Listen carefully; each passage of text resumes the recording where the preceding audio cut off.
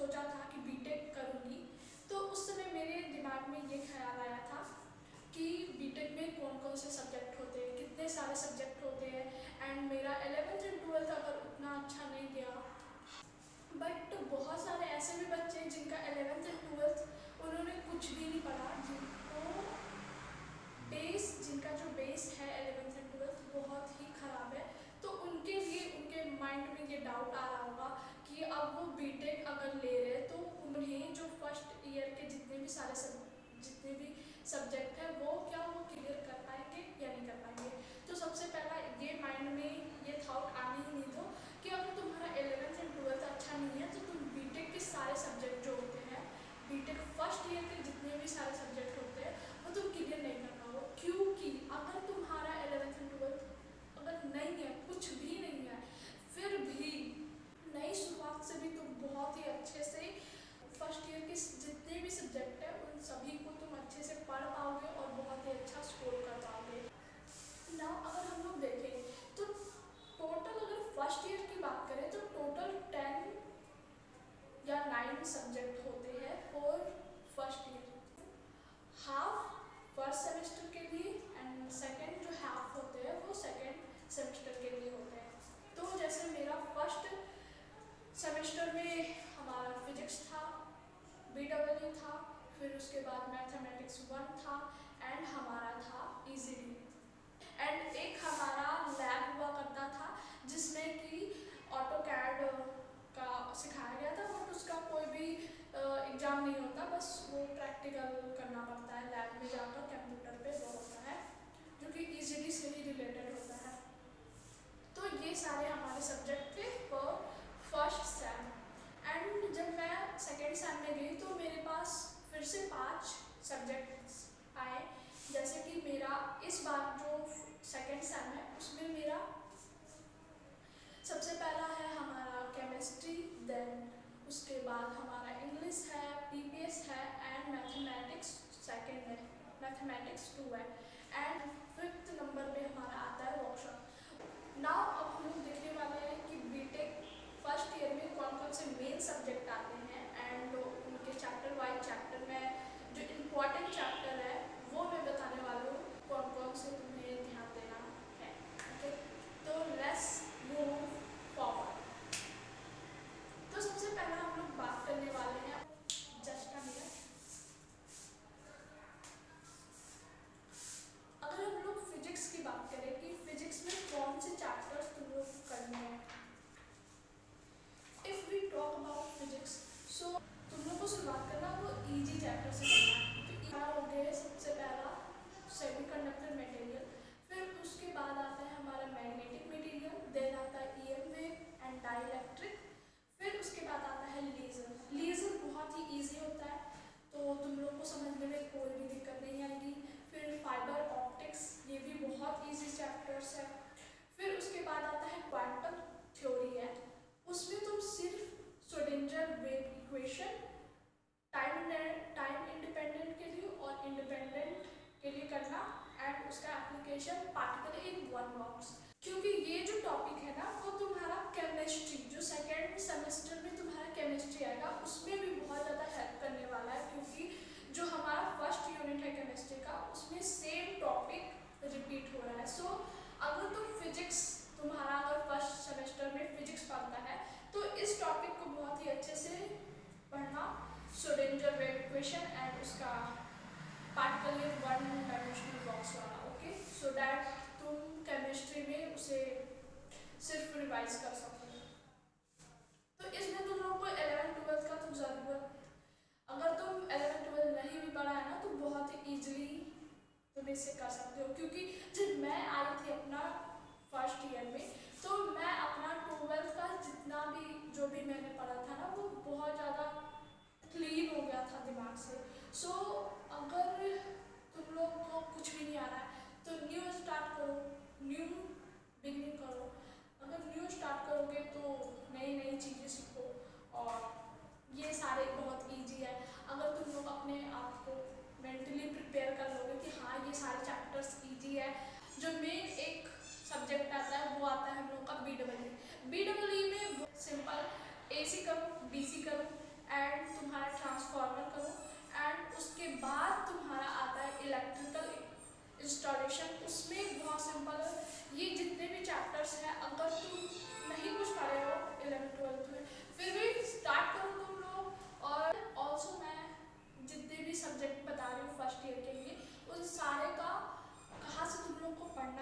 और कौन से वीडियो से पढ़ना है वो सारा लिंक मैं डिस्क्रिप्शन में दे दूँगी। So must check out the description and भूलना मत, क्योंकि वो बहुत ज़्यादा इंपॉर्टेंट होने वाला है।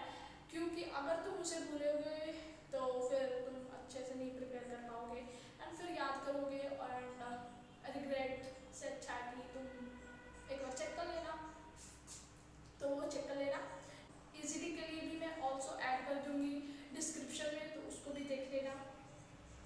सो अगर हम लोग बात करें केमिस्ट्री, जैसे मैं अभी सेकेंड सेम में हूँ, तो अगर केमिस्ट्री की बात करूँ तो केमिस्ट्री में तुम्हारा चैप्टर्स जो हमारा है, तुम्हारा पीरियोडिक प्रॉपर्टीज हो गए, स्टीरियोकेमिस्ट्री हो गए, organic reaction and synthesis of drugs हो गए। फिर उसके बाद हमारा intermolecular forces and potential energy software, ये वाला अगर चैप्टर, ये जो 5 चैप्टर्स है वो अगर तुमने प्रिपेयर कर लिए केमिस्ट्री के लिए तो तुम्हारा पीडीयू में बहुत ही अच्छा नंबर आएगा। नाउ थर्ड मेन जो हमारा आता है फॉर बीटेक के पूरे हर एक सेमेस्टर के लिए तुम्हारा मैथ की बात करें तो तुम्हारा बीटेक के हर एक सेमेस्टर में मैथ होता ही होता है। सो अगर फर्स्ट ईयर में जो मैथ होते हैं उसकी बात करें तो मैथ फर्स्ट ईयर में 2 होते हैं, एक मैथमेटिक्स 1 होता है, एक मैथमेटिक्स 2 होता है।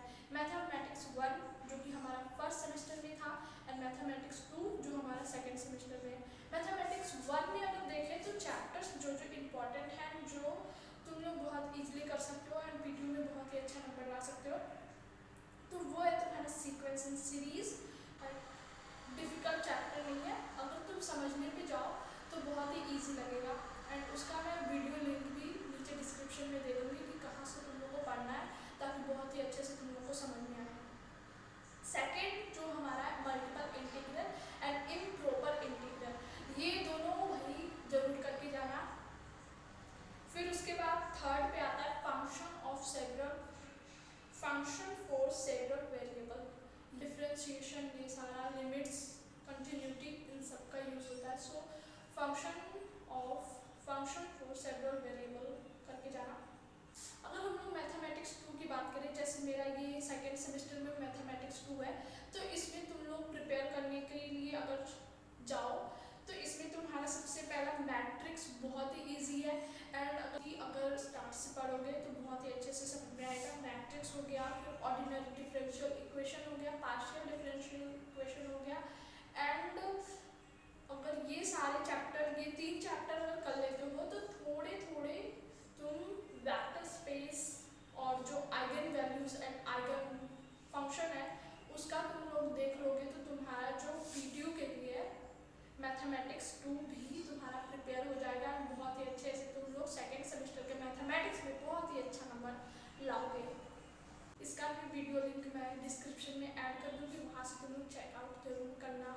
वन मोर टाइम कि तुम लोग चेकआउट जरूर करना डिस्क्रिप्शन में इस वीडियो को ख़त्म होते एवरीवन।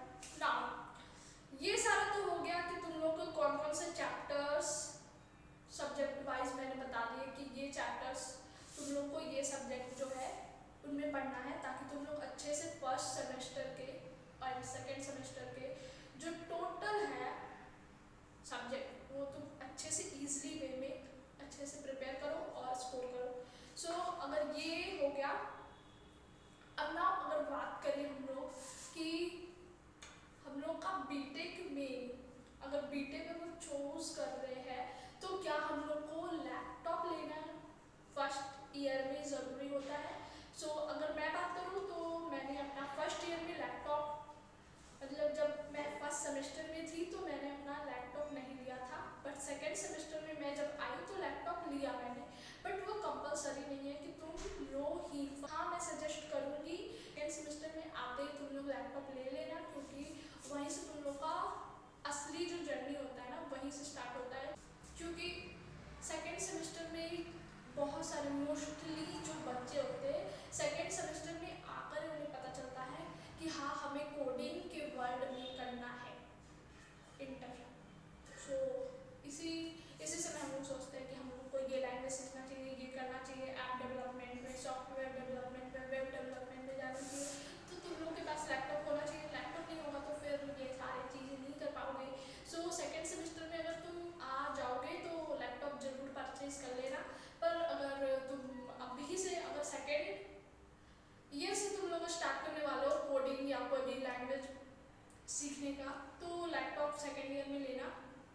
वैसे तो उसकी ज़रूरत नहीं है,